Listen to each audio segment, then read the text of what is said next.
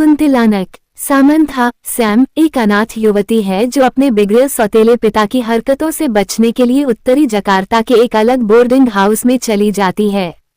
घर की मालकिन यंती उसे बताती है कि यह घर पहले मंकोएडजीवो परिवार की एक बैटिक फैक्ट्री थी, जिसके वर्तमान नेता राडेनयु श्री सुकमराहिमी मंकोएडजीवो ने इस शर्त पर घर किराए पर दिया था कि दूसरी मंजिल को बंद कर दिया जाएगा और किसी को भी अंदर जाने की अनुमति नहीं होगी।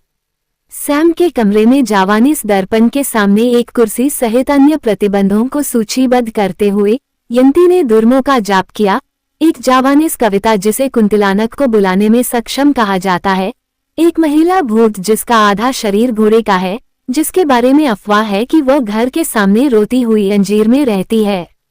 इस बीच सैम अपने प्रेमी अगुन को कुंतिलानक के साथ आग में एक महिला के अपने बार बार आने वाले बुरे सपनों का जिक्र करती है। अगुन को अपने सन की दोस्त इवान और उसकी मां से पता चलता है कि मंकोएडजीवो के बारे में लंबे समय से अफवाह है कि यह एक काला जादू करने वाला संप्रदाय है जो कुंतिलानक को बनाए रखता है, जिसे केवल प्राचीन वस्तुओं द्वारा ही बुलाया जा सकता है।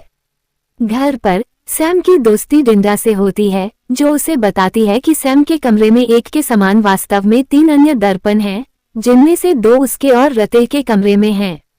एक दिन सैम ने दर्पण के बारे में नियम तोड़ दिया। इस प्रक्रिया में उसे एक कुंतिलनक की झलक मिली।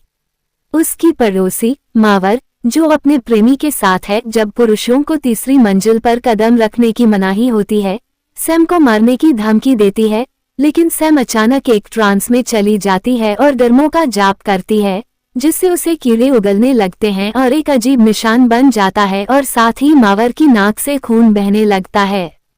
एक मोटल में मावर की मौत हो जाती है जब एक बिजली का पंखा उसकी गर्दन पर गिर जाता है। अगली रात सैम दूसरी मंजिल पर झांकने की कोशिश करती है, लेकिन एक पड़ोसी अल्फोन द्वारा उसे परेशान किया जाता है। वह एक ट्रांस में चली जाती है और फिर से डर्मों का जाप करती है। भयानक प्रेत से परेशान अल्फोन भागने की कोशिश करता है, लेकिन एक कार दुर्घटना में मारा जाता है।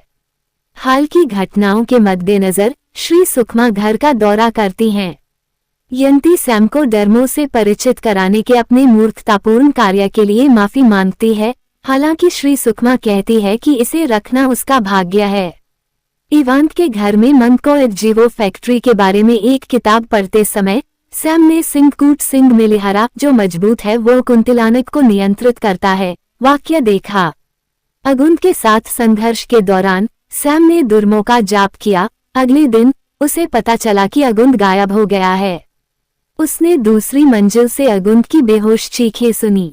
सैम ने डिंडा के साथ अगुन के गायब होने पर चर्चा की, लेकिन डिंडा के आराम को अगुन के प्रति उसके आकर्षण के रूप में गलत समझा। दुर्मों का जाप करते हुए सैम बेहोश हो जाती है जब डिंडा नहाने के लिए बाहर जाती है, जहां उसे कुंतिलानक द्वारा मार दिया जाता है। काफी कुछ सहने के बाद सैम दूसरी मंजिल पर जाती है और अगुन को चौथे दर्पण के सामने खून बहता हुआ पाती है, जिसका उल्लेख डिंडा पहले करना भूल गई थी। उसका सामना श्री सुकमा से होता है, जो बताती है कि मंकोएडजीवो वास्तव में उनके उत्तराधिकारियों द्वारा रखे गए वांगसिट, एक अलौकिक आदेश द्वारा बुलाए गए कुंतिलनक को बनाए रखता है, लेकिन चूंकि श्री सुकमा बच्चे पैदा करने में असमर्थ है, इसलिए उसने सैम को वांगसिट के अगले वाहक के रूप में चुना है। जब सैम ने मना कर दिया तो श्री सुकमा ने कुंतिलनक को बुलाने के लिए दुर्मों का जाप किया। हालांकि सैम ने अपने स्वयं के दुर्मों के साथ जवाब दिया। अंततः जीत हासिल हुई जब श्री सुकमा की नाक से खून बह रहा था। सैम से उसे न मारने की विनती करते हुए श्री सुकमा कहती हैं कि कुंतिलनक को जीवित दुनिया में उसके प्रवेश द्वार को हटाकर सभी दर्पणों को तोड़कर रोका जा सकता है। 2 भूत बच्चे सैम को ले जाते दिखाई देते हैं, जो किसी तरह से मुक्त होने में सफल हो जाती है, लेकिन कुंतिलानक द्वारा उसे घेर लिया जाता है। हालांकि वह लगातार सिंगकूट सिंग मिलिहरा का जाप करती है जब तक कि कुंतिलानक उसकी बात नहीं मान लेता और वापस आईने के पास नहीं चला जाता। अगले दिन सैम आईने को अपने पास रखने का फैसला करती है ताकि वो इसे अपने कामों के लिए इस्तेमाल कर सके, जिससे अगुन परेशान हो जाता है। वो खुशी से दुर्मों का जाप करती है क्योंकि कुंतिलानक की आत्माएं आईने से बाहर आती हैं।